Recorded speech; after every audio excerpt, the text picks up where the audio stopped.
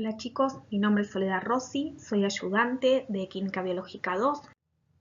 El objetivo de la clase es conocer las formas más comunes de... Bien, empecemos por recalcar la importancia de las soluciones.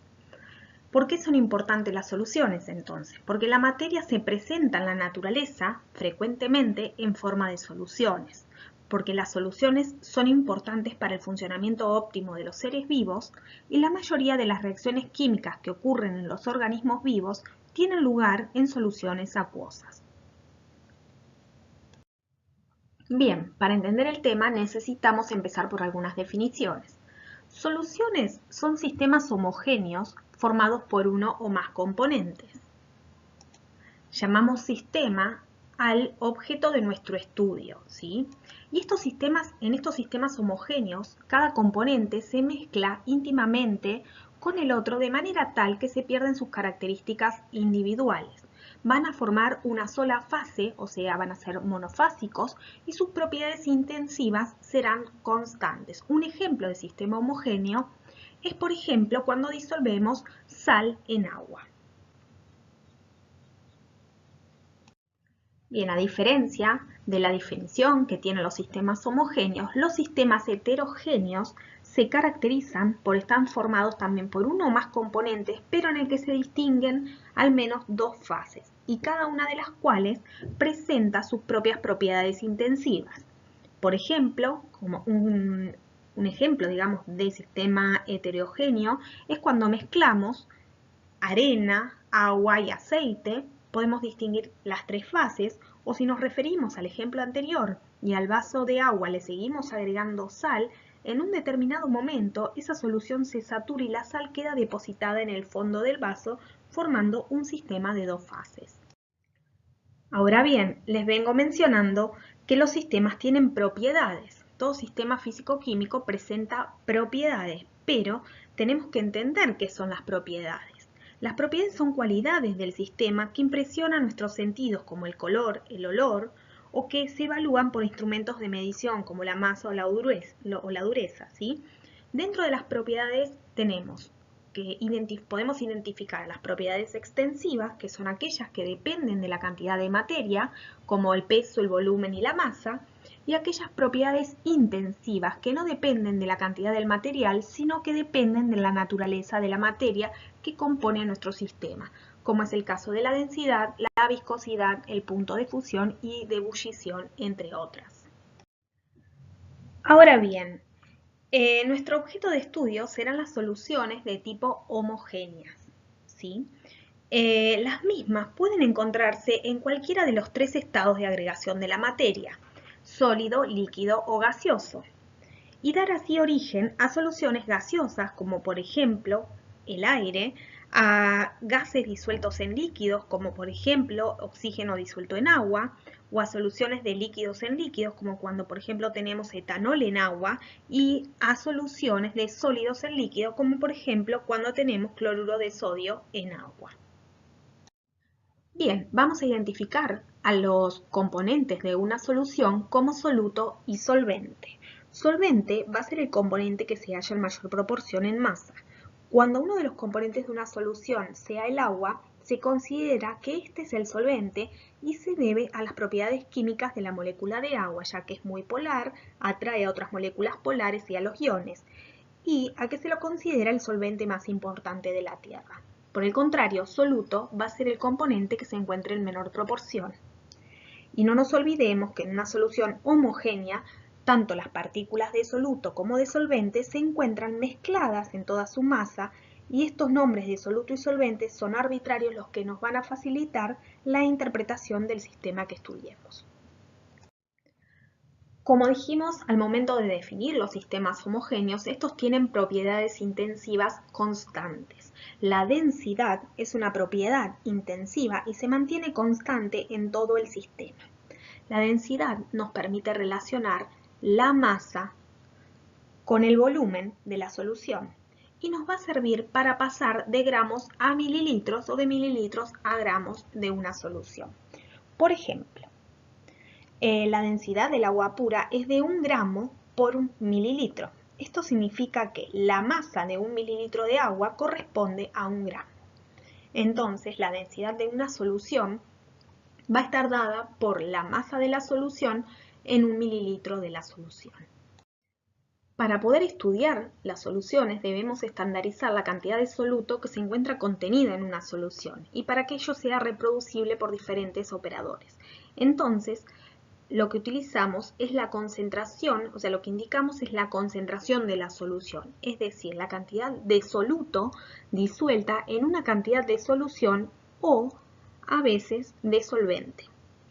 La concentración de una solución puede expresarse ya sea en unidades físicas o en unidades químicas, como veremos a continuación. Las unidades físicas más utilizables son aquellas que determinan el porcentaje peso en peso de la solución. Esto indica que son gramos de soluto disueltos en 100 gramos de solución. Otra unidad física es el porcentaje peso en volumen de la solución. Son gramos de soluto en 100 mililitros de solución y el porcentaje volumen en volumen de solución, que son los mililitros de soluto contenidos en 100 mililitros de solución. Bien, dentro de las unidades físicas menos frecuentes tenemos aquella que se refiere al porcentaje peso en peso del solvente, que son gramos de soluto contenidos en 100 gramos de solvente, y el porcentaje peso en volumen del solvente, que son gramos de soluto en 100 mililitros de solvente. Vale aclarar que cuando nos referimos al porcentaje peso en peso del solvente, por ejemplo, tenemos que indicar que nos referimos al solvente, no así cuando pedimos o expresamos una concentración de una solución como porcentaje peso en peso de la solución, que puede decir peso en peso de la solución o simplemente decir porcentaje peso en peso. Bien, entonces ahora para poder entender cómo se aplican las unidades físicas que expresan concentración de una solución, vamos a resolver algunos ejercicios de la guía. El primer ejercicio de la guía nos dice que se emplearon 77 gramos de solvente para disolver 3 gramos de soluto. Nos pregunta cuál es la concentración de soluto expresada en porcentaje peso en peso y como no dice nada, sabemos que se refiere al porcentaje peso en peso de la solución, que como dijimos previamente, son gramos de soluto contenidos en 100 gramos de solución. Lo primero que deberíamos hacer es reordenar los datos del problema y entender qué nos están preguntando. Tenemos 3 gramos de soluto, ¿sí?, que vamos a disolver en 77 gramos de solvente. Ahora nos preguntan en 100 gramos de solución, ¿sí?, porque nos están pidiendo el porcentaje peso en peso, que son 100 gramos de solución, ¿cuántos gramos de soluto tendré? Primero lo que tenemos que hacer es calcular la masa de la solución. Dijimos que la solución está compuesta por el soluto más el solvente. Por lo tanto, la masa de la solución es igual a la masa del soluto más la masa del solvente. Sumamos la masa del soluto más la masa del solvente y nos da que la masa de la solución es de 80 gramos. Y por último, podemos aplicar esta regla de 3 simple, en la que sabemos que en 80 gramos de solución tenemos disuelto 3 gramos de soluto. Ahora, en 100 gramos de solución, ¿cuántos gramos de soluto tendremos disueltos? El resultado nos da 3,75 gramos de soluto. Y como ya están en 100 gramos de solución, estos 3,75 son el porcentaje peso en peso. Bueno, ahora veamos el ejercicio número 7. Dice, se preparó una solución disolviendo 15 gramos de soluto en 265 gramos de solvente. Y nos pregunta, ¿qué masa de solución debe tomarse para obtener 5 gramos de soluto? Bien, reordenamos los datos y tratamos de interpretar lo que nos están preguntando. Tenemos 265 gramos de solvente para poder disolver 15 gramos de soluto. Ahora, ¿qué masa de la solución va a ser necesaria para obtener 5 gramos de soluto? Bien, lo primero que hacemos es calcular la masa de la solución, que como vimos antes, es igual a la masa del soluto más la masa del solvente. Serían 265 gramos de soluto más 15 gramos del solvente más 15 gramos del soluto. Por lo tanto, la masa de la solución es 280 gramos de solución. A continuación, sabemos que si 15 gramos de soluto los disolvimos en 280 gramos de solución, Entonces, 5 gramos de soluto, ¿en cuántos gramos de solución los disolveremos para que mantenga la misma concentración? Hacemos esta regla de 3 simple, 5 por 280 dividido 15, y nos da que tendríamos que utilizar, ¿sí?, que disolver esos 5 gramos de soluto en 93,33 gramos de solución. Ahora bien, veremos el último ejercicio de unidades físicas, el ejercicio número 11, que nos dice cuántos mililitros de etanol soluto deben agregarse a 200 mililitros de metanol para obtener una solución 10% volumen en volumen. Ordenamos los datos y tratamos de interpretar lo que nos están preguntando. Tenemos 200 mililitros de metanol, que es el solvente, y X mililitros de etanol, ¿sí?, que debemos averiguar que son el soluto. Y nos pide entonces los mililitros necesarios de soluto para obtener una solución 10% volumen en volumen. ¿Qué significaba esto? Que tenemos 10 mililitros de soluto en 100 mililitros de una solución. Empezamos entonces por calcular los mililitros de solvente en una solución 10% volumen en volumen. Como dijimos, las soluciones están formadas por el soluto más el solvente, y así como vimos en los ejercicios anteriores, la masa de la solución está dada por la sumatoria de la masa del soluto más la masa del solvente.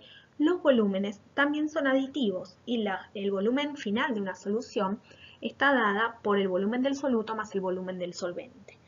Por los datos que tenemos en una solución 10% volumen en volumen, sabemos que el volumen final de la solución es de 100 mililitros y el volumen del solvente que disolvimos en 100 mililitros es de 10 mililitros. Por ende, calculamos el volumen del solvente de una solución 10% volumen en volumen. Despejamos el volumen del solvente de esta ecuación y nos da que son 90 mililitros del solvente. Por último, aplicamos la regla de 3 simple para calcular los mililitros de soluto que usamos para obtener una solución 10% volumen en volumen, pero con 200 mililitros de solvente. Bien, en función de lo que determinamos en el paso anterior, sabemos que 10 mililitros de soluto se disuelven en 90 mililitros de solvente, pero a nosotros nos dicen y nos preguntan ¿cuántos mililitros de soluto tenemos que disolver, ¿sí?, mezclar en 200 mililitros de solvente para mantener esta concentración?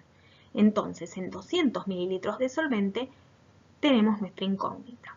Aplicamos la regla de 3, multiplicando 200 por 10 dividido 90 y nos da que deberíamos mezclar 22,22 mililitros de soluto en 200 mililitros de solvente para obtener una solución 10% volumen en volumen. Bien, como les dije previamente, además de unidades físicas para expresar concentración, existen las unidades químicas. Dentro de las unidades químicas vamos a ver molaridad, normalidad y osmolaridad. Y como recordarán del CBC, molaridad se refiere al número de moles de soluto contenidos en un litro de solución. La normalidad, indicado con la letra N mayúscula, se refiere al número de equivalentes gramos de soluto contenidos en un litro de solución, y la osmolaridad se refiere al número de osmoles de soluto contenidos en un litro de solución. Bueno, bien, ahora recordemos algunos términos que son importantes para poder entender las unidades químicas. Bien, como dije previamente, molaridad, indicada con la letra M mayúscula, indica el número de moles de soluto contenidos en un litro de solución. Para ello debemos recordar lo que es un mol. Mol es la cantidad de sustancia que contiene 6,02 por 10 a la 23 partículas, el denominado número de Avogadro, ¿sí? Estas partículas pueden ser átomos, moléculas, iones o electrones. Y a un mol de moléculas de una determinada sustancia le corresponde una masa en gramos, que coincide con su masa molecular relativa, normalmente su peso molecular. Por ejemplo, un mol de moléculas de glucosa, es decir, 6,02 por 10 a la 23 moléculas, tienen una masa de 180 gramos. ¿sí? Que es su masa relativa. El peso molecular de la glucosa es de 180 gramos mol. Bien, utilizaremos el peso molecular como factor de conversión para averiguar el número de moles que hay en cierta masa de una sustancia. Si el peso molecular está dado por la masa sobre dividido el número de moles, si despejamos de aquí, de esta fórmula, el número de moles, vamos a ver que el número de moles es igual a la masa en gramos dividido el peso molecular. Por ejemplo, para el caso del ácido sulfúrico, el peso molecular es de 98. Este valor surge de los pesos atómicos de cada uno de los átomos que lo componen. Si ahora nosotros quisiéramos conocer la cantidad de moles que corresponden a 100 gramos de ácido sulfúrico, utilizando esta fórmula que vimos previamente, podríamos obtener el resultado. El número de moles dijimos que era la masa en gramos sobre el peso molecular. Queremos saber cuántos moles corresponden a 100 gramos de ácido sulfúrico. Entonces sabemos que la masa son 100 gramos, el peso molecular son 98 gramos mol, simplificamos las unidades gramos que se están dividiendo y nos da como resultado 1,02 moles, que corresponden entonces a 100 gramos de ácido sulfúrico. Ahora bien, la segunda unidad química que vimos es la normalidad, que dijimos que era el número de equivalentes gramos de soluto contenidos en un litro de solución. La normalidad es útil para trabajar con soluciones tanto de ácidos como de bases, y para ello necesitamos entender lo que es un equivalente.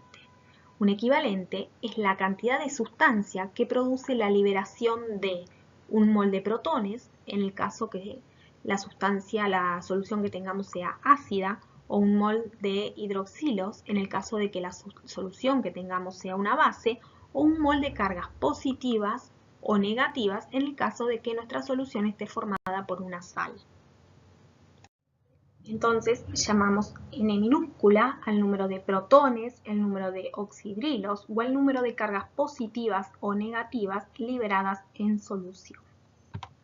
Como dijimos, la normalidad es el número de equivalentes gramos contenidos en un litro de solución. Debemos saber que la masa de un equivalente gramo es igual al peso molecular sobre n minúscula. A esta ecuación la llamaremos ecuación número 1. Si el número de equivalentes es igual a la masa en gramos sobre la masa de un equivalente gramo, que podemos reemplazar por el peso molecular dividido n minúscula, entonces vamos a tener que el número de equivalentes gramos es igual al número de moles por n minúscula. Acá tenemos varios ejemplos como para poder identificar a el n, ¿sí? Al equivalente.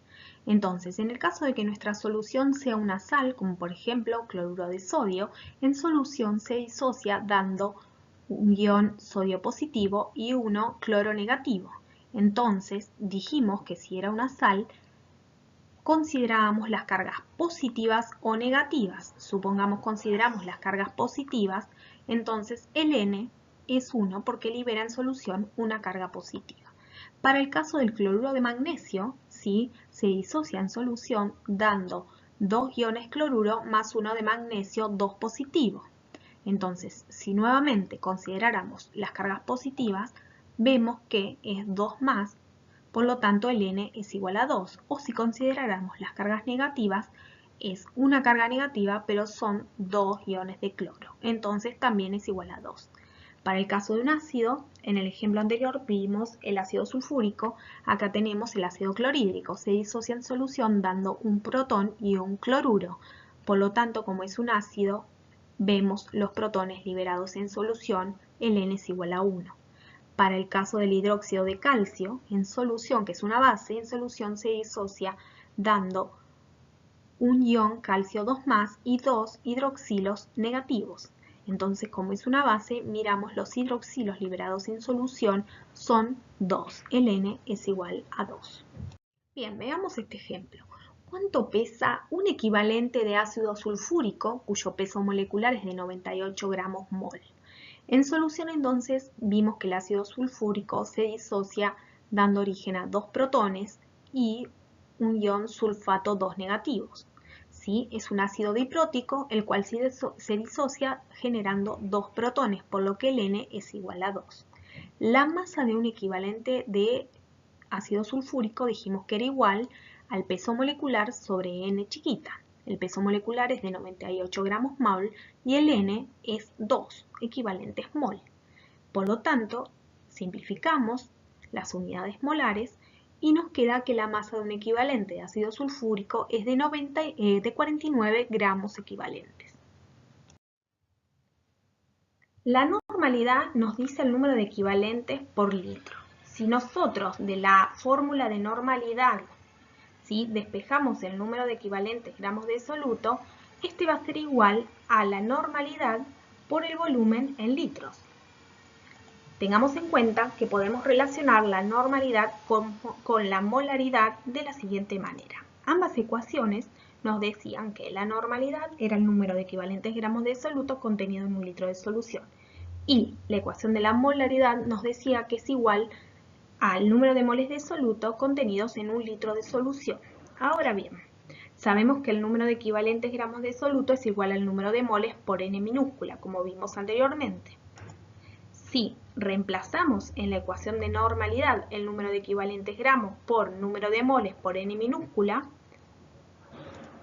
y observamos estas ecuaciones, vemos que el número de moles dividido litros de solución es la molaridad.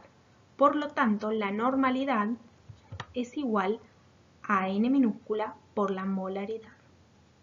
Por último, pasamos a ver la última unidad química. Es la osmolaridad. Dijimos que era el número de osmoles de soluto contenidos en un litro de solución. Esta es una forma muy útil de expresar la concentración de los líquidos biológicos, como en el caso del plasma.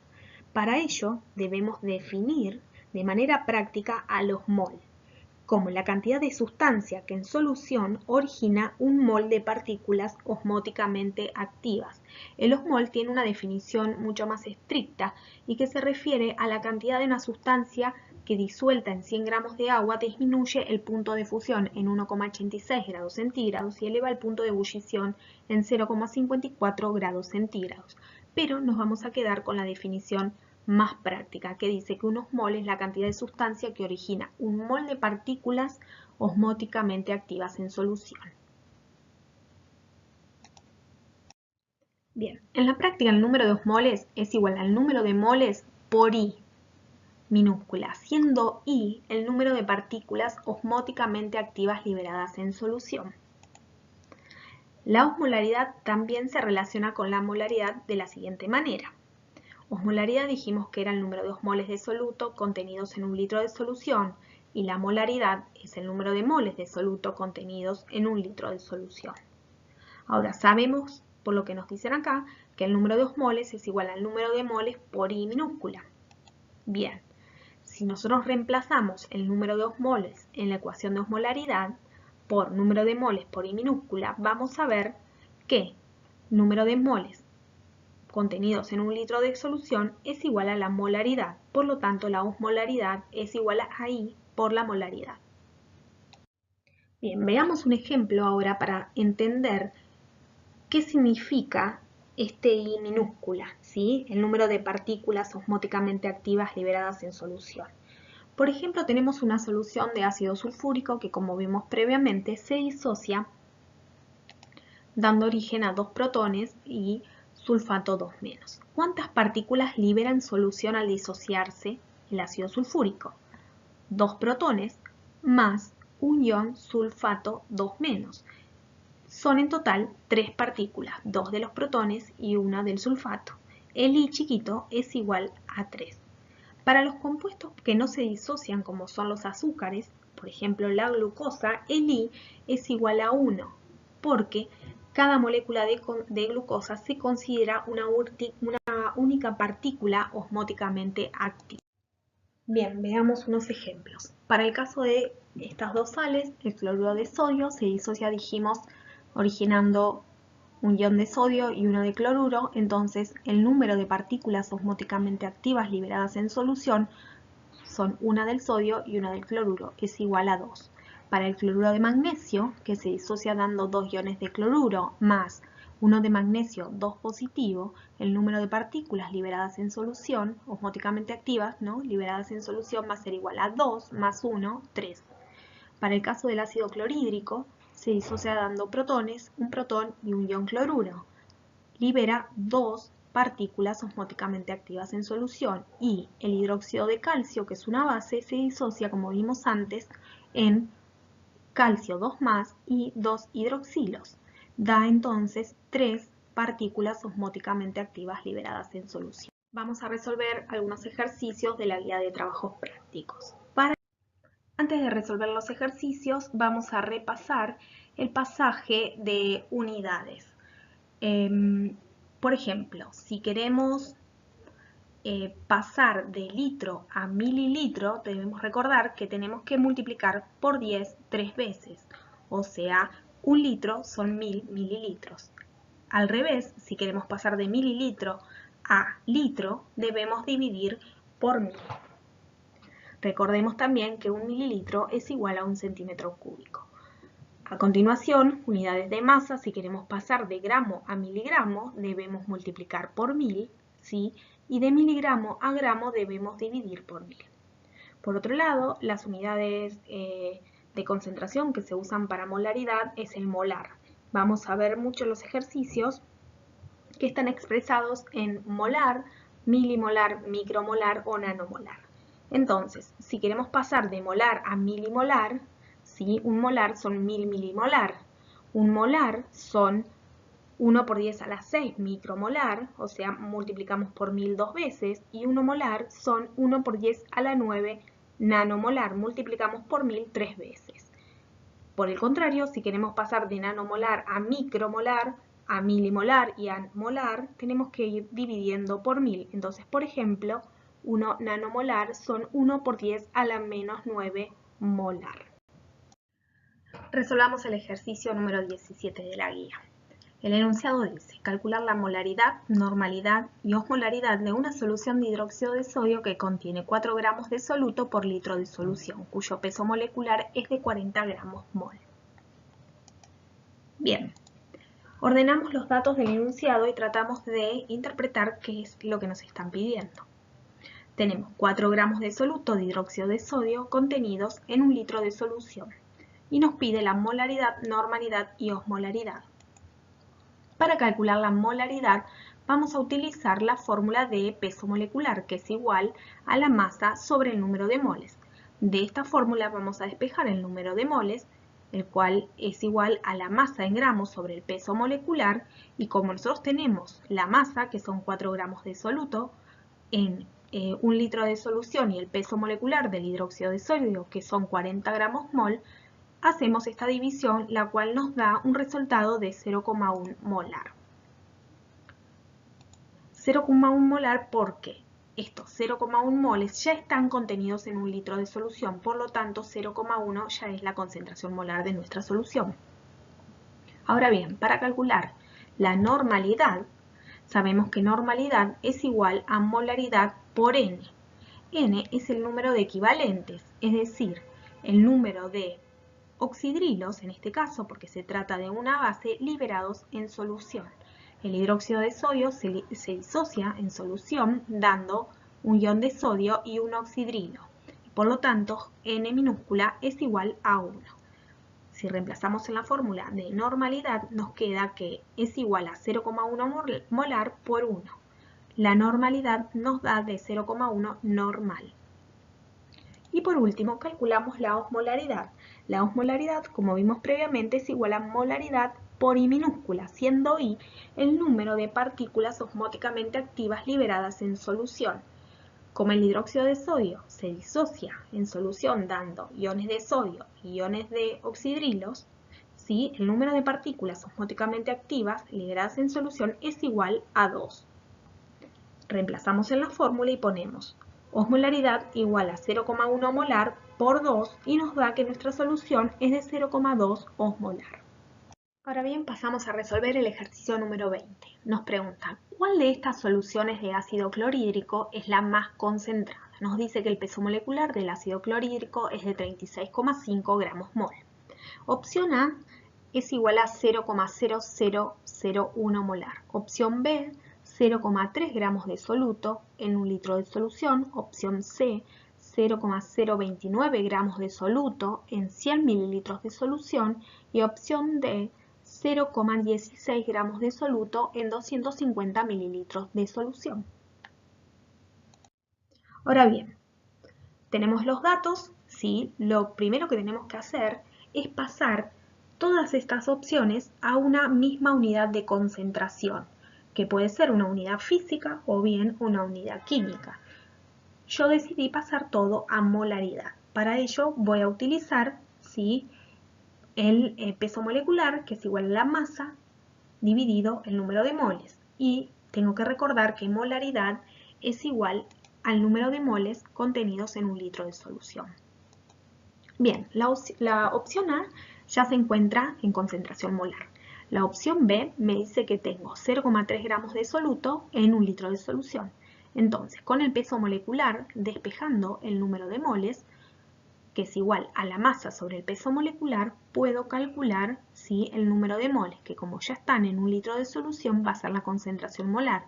Si hago 0,3 gramos dividido 36,5 gramos mol, me da que la concentración molecular de la solución B es de 0,00821 molar. Para la solución C, tenemos que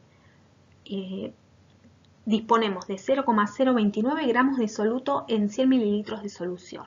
Para pasar a molaridad, esos gramos de soluto los necesito en moles y además los necesito en un litro de solución. Lo primero que hago es calcular cuántos gramos de soluto tengo en 1000 mililitros de solución, que es lo mismo que un litro de solución.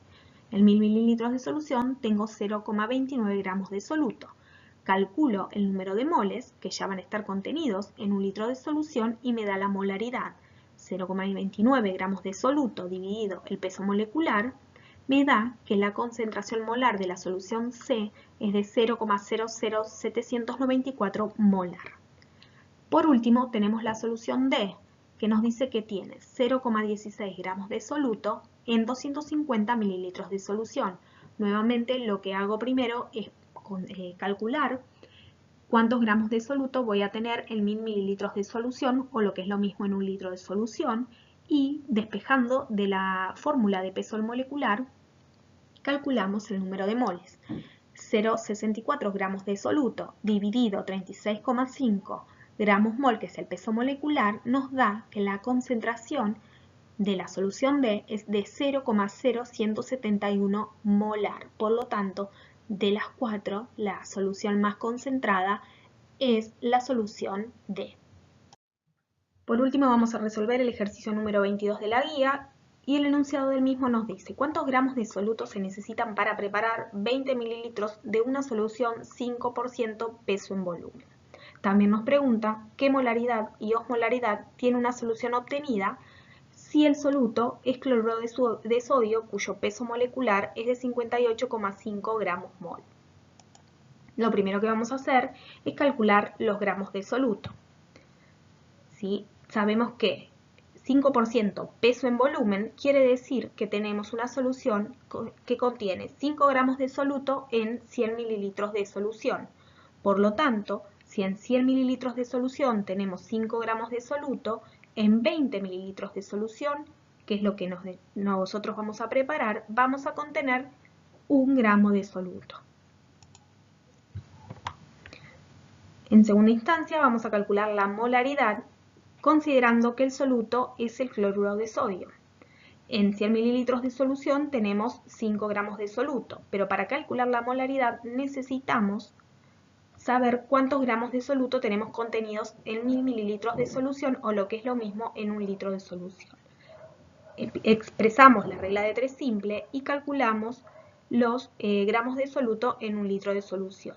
Esto nos da que tenemos 50 gramos de soluto. Luego, de la fórmula de peso molecular, que es igual a la masa sobre el número de moles, despejamos el número de moles y podemos calcular el número de moles que están contenidos en 50 gramos de cloruro de sodio. Entonces, el número de moles contenido en 50 gramos de cloruro de sodio son 0,855 moles. Como esto ya está expresado en un litro de solución, este número ya nos está dando el resultado de la molaridad, de la concentración molar de la solución. Si queremos expresarlo en milimolar y recordamos la diapositiva anterior en la que expresábamos el pasaje de términos, tenemos que multiplicar esos 0,855 molar por 1000 para obtener el resultado de concentración molar en milimolar. Por último, calculamos la osmolaridad. Como recordamos, la osmolaridad está dada por la molaridad por el I. El I dijimos que era el número de partículas osmóticamente activas liberadas en solución. Si recordamos, esta sal, este cloruro de sodio, se disocia en solución dando origen a un ion de sodio y un ion de cloruro. Por lo tanto, libera en solución dos partículas osmóticamente activas. Reemplazamos en la fórmula la molaridad, que era igual a 0,855 molar por el I, que es igual a 2, y nos da que la osmolaridad de la solución es de 1,710 osmolar. Por último, les dejo una diapositiva con un resumen de las fórmulas que vimos en esta clase para que la tengan más a mano. Esto ha sido todo por hoy y en el próximo video van a ver la segunda parte del TP1, el cual consiste en la explicación y la resolución de problemas de diluciones. Muchas gracias.